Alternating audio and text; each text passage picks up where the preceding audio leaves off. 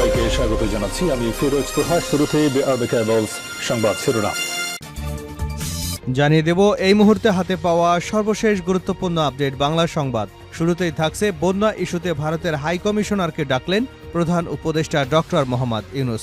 আকস্মিক বন্যায় দেশের ৮ জেলা এখন পানির নিচে। পত্রপত্রিকায় প্রকাশিত খবর অনুযায়ী ত্রিপুরার গোমতী নদীর উজানের ভারতের ডাম্বুর বাঁধ খুলে দেওয়ায় বাংলাদেশের পূর্ব সীমান্তের জেলাগুলোতে বন্যার বর্তমান পরিস্থিতি সৃষ্টি হয়েছে। আর এমন পরিস্থিতিতেই ভারতের হাই কমিশনারকে ডাকলেন প্রধান উপদেষ্টা ডক্টর ইউনূস। এবারে জানাবো আয়নাঘরের সঙ্গে কারা জড়িত জানতে চায় মানবাধিকার কমিশন।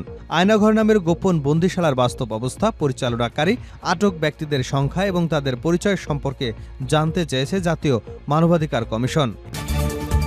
এদিকে ডুবে গেছে পারিবারিক কবরস্থান, মরদেহ নিয়ে বিপাকে স্বজনরা। বন্যার পানিতে পারিবারিক কবরস্থান ডুবে যাওয়ায় এক যুবককে 1.5 কিলোমিটার দূরে অন্য আরেক কবরস্থানে দাফন করা হয়েছে। এদিকে 6 জেলায় বন্যাতরদের উদ্ধারে সেনাবাহিনী মোতায়েন। বন্যা পরিস্থিতির অবনতি হওয়ায় চট্টগ্রামের মিরসরাই, কুমিল্লার বুড়িচং, ব্রাহ্মণবাড়িয়ার আখাউড়া, হবিগঞ্জের শায়েস্তাগঞ্জ এবং মৌলভীবাজারের কোলাউড়া বন্যাতদের উদ্ধারে সেনাবাহিনী মোতায়েন করা হয়েছে। আইএসপিআরের পাঠানো এক সংবাদ বিজ্ঞপ্তিতে এ তথ্য জানানো হয়। এবারে থাকছে শেখ হাসিনা এবং তার বোনের লাল পাসপোর্ট ইনভ্যালিড। বাংলাদেশের সাবেক প্রধানমন্ত্রী শেখ হাসিনা ও তার মন্ত্রিসভার এবং সংসদ সদস্যদের লাল পাসপোর্ট প্রত্যাহার করা হয়েছে। স্বরাষ্ট্র মন্ত্রণালয়ের সুরক্ষা সেবা বিভাগের সিনিয়র সচিব মোহাম্মদ মশিউর রহমান বিবিসি বাংলাকে বলেন, পদে না থাকলে তিনি আর লাল পাসপোর্ট পাবেন না। পদের বিপরীতে লাল ডিপ্লোম্যাটিক পাসপোর্ট দেওয়া হয়, ফলে সেটা আর পাবেন না তারা। লাল পাসপোর্ট প্রত্যাহার করা হলে কেউ আর তা ব্যবহার করতে পারবেন না বলে জানান মশিউর রহমান। কারণ এই প্রত্যাহার অনলাইনে করা হয়েছে। আমাদের এটা তো ই পাসপোর্ট, এটাকে সিস্টেম থেকে প্রত্যাহার করা হয়েছে। এখন আমাদের ইমিগ্রেশন দিয়ে এই পাসপোর্ট দিয়ে কেউ যেতে পারবেন না। এবং সর্বশেষ জানাবো আন্তর্জাতিক সংবাদ। পাকিস্তানে বন্দুকধারীদের হামলা, 11 পুলিশ নিহত। পাকিস্তানের পাঞ্জাবে বন্দুকধারীদের হামলায় অন্তত 11 পুলিশ নিহত এবং 7 জন আহত হয়েছেন। বৃহস্পতিবার প্রদেশের রহিম খান ইয়ার এলাকায় কাচা শহরে এ হামলা চালানো হয়। এতক্ষণ শিরোনাম শুনছিলেন, এবার বিস্তারিত। প্রিয় দর্শক, আপনি যদি এই চ্যানেলে নতুন হয়ে থাকেন, ভিডিওটি দেখতে দেখতে চ্যানেলটি সাবস্ক্রাইব করে আমাদের সঙ্গেই থাকুন। আর এই ভিডিও সম্পর্কে আপনি আপনার মূল্যবান মতামতটি কমেন্ট বক্সে জানিয়ে দিন। আর হ্যাঁ প্রিয় দর্শক, জানিয়ে দিন ভিডিওটি কোথা থেকে দেখছেন। বন্যা ইস্যুতে ভারতের হাই কমিশনারকে ডাকলেন প্রধান উপদেষ্টা ডক্টর ইউনূস। আকস্মিক বন্যায় দেশের 8 জেলা এখন পানির নিচে। পত্রপত্রিকায় প্রকাশিত খবর অনুযায়ী ত্রিপুরার গোমতী নদীর উজানে ভারতের ডাম্বুর বাঁধ খুলে দেওয়ায় বাংলাদেশের পূর্ব সীমান্তের জেলাগুলোতে বন্যার বর্তমান পরিস্থিতির সৃষ্টি হয়েছে। এমন পরিস্থিতিতে অন্তর্বর্তী সরকারের প্রধান উপদেষ্টা অধ্যাপক ডক্টর মোহাম্মদ ইউনূস বৃহস্পতিবার বিকেলে ঢাকায় নিযুক্ত ভারতীয় হাই কমিশনার প্রণয় ভার্মাকে ডেকেছিলেন। এদিকে ভারতের বাঁধ খুলে দেওয়ার কারণে বাংলাদেশের বন্যার বর্তমান পরিস্থিতির বিষয়টি বাস্তবসম্মত নয় বলে বিজ্ঞপ্তিতে প্রকাশ করেছে ভারতের পররাষ্ট্র মন্ত্রণালয়। বাংলাদেশের পানি উন্নয়ন বোর্ডের বন্যা পূর্বাভাস এবং সতর্কীকরণ কেন্দ্র বলছে, ভারত নদ নদীর পানি প্রবাহের তথ্য-উপাত্ত নিয়মিতভাবে দিলেও তাদের বাঁধ খুলে দেওয়ার সংক্রান্ত তথ্য-উপাত্ত কখনই দেয় না।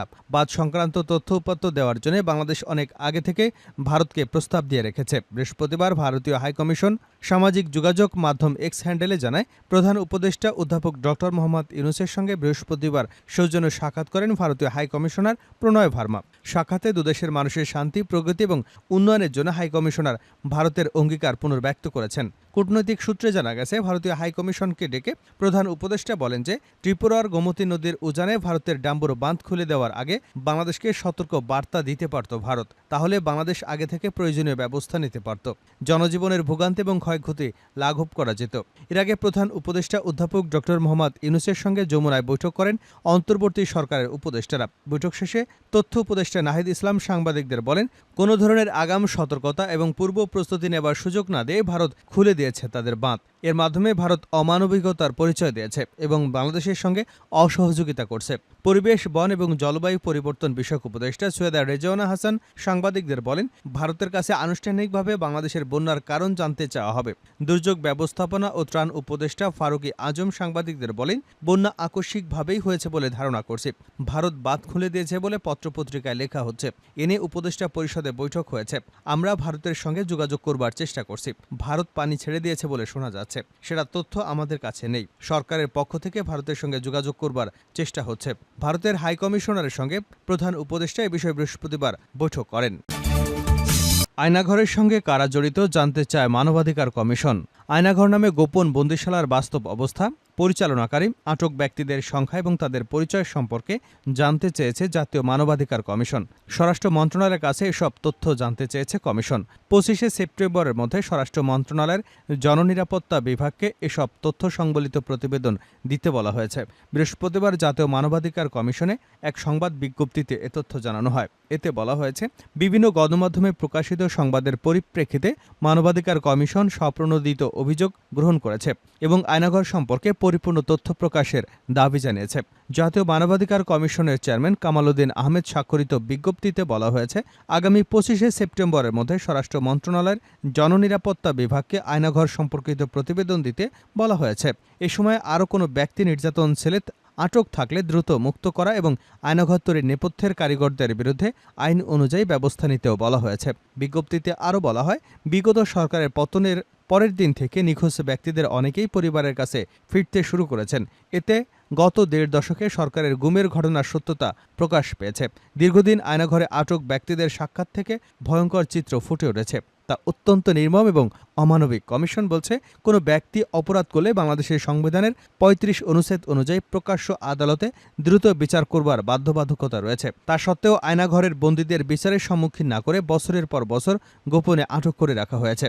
জাতীয় মানবাধিকার কমিশন মনে করে, একটি গণতান্ত্রিক রাষ্ট্র ব্যবস্থায় এ ধরনের গোপন বন্দিশালা বছরের পর বছর আটকে রেখে বন্দীদের যে শারীরিক এবং মানসিক নির্যাতন করা হয়েছে তা একাধারে সংবিধান এবং আইনের শাসন পরিপন্থী, মানবাধিকারের চরম লঙ্ঘন। বিনা বিচারে আটক থাকার ফলে বন্দীদের যে ক্ষতি হয়েছে তা অপূরণীয়।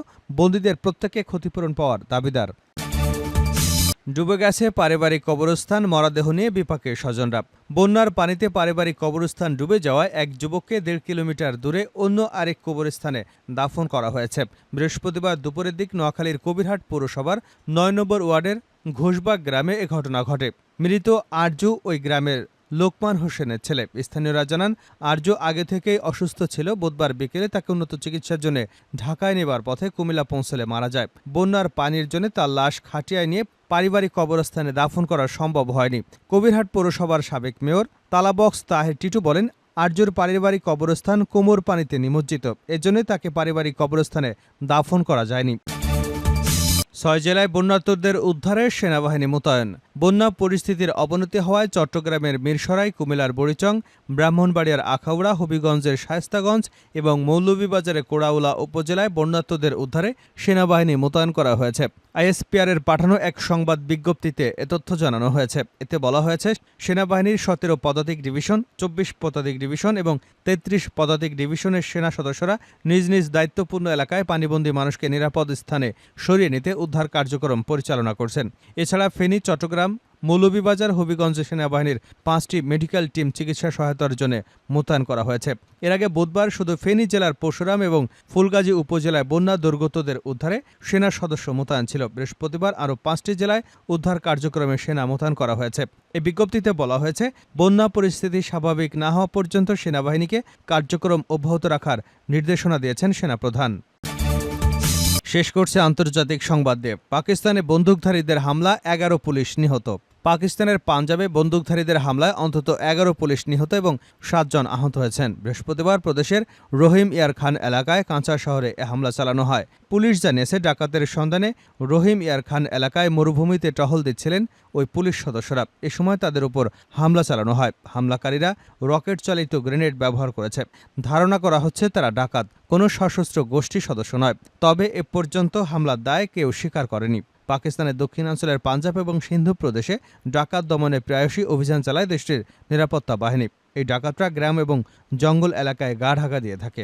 অপহরণ করে প্রায় তারা মুক্তিপণ আদায় করে। বিগত কয়েক বছরে পাকিস্তানের সশস্ত্র গোষ্ঠীগুলোর হামলা বেড়েছে।